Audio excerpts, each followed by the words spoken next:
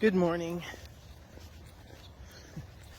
We had quite a wind yesterday, and whatever was left on the trees has pretty much disappeared. You can see over my head there's a little bit hanging on, but most of that fall beauty that was so slow and languid that we've enjoyed this season now has transitioned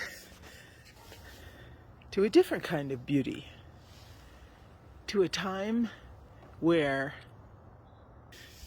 the typical trappings of a tree or of a person are changing.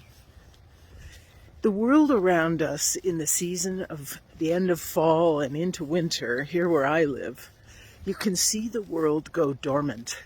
You can see nature slowly release her leaves and surrender to the cold and to all that that means.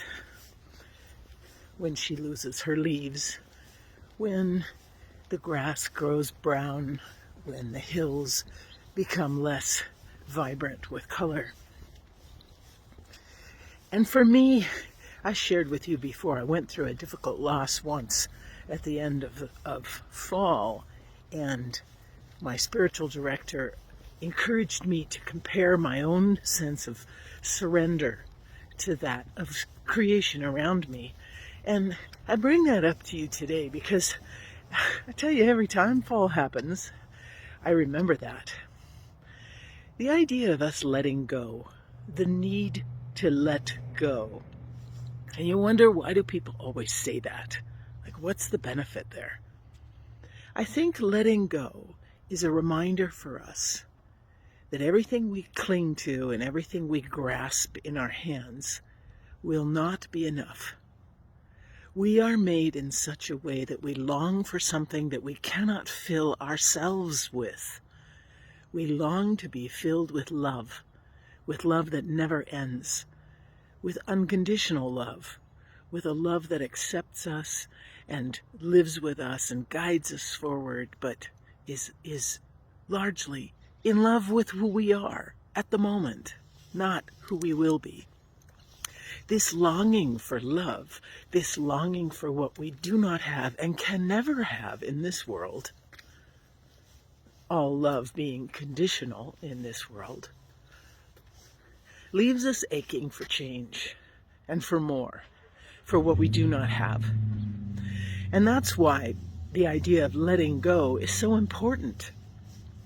If we do not surrender the good things that we already have in our hands, in our lives, our attachment to those things, then there's no room for anything more. And God's not saying, I want you to peel your fingers off those things that you love and that are good for you. God's saying, if it turns out that you cannot hang on to those things through the patterns of life, can you surrender that attachment to me so that I can fill you with something better?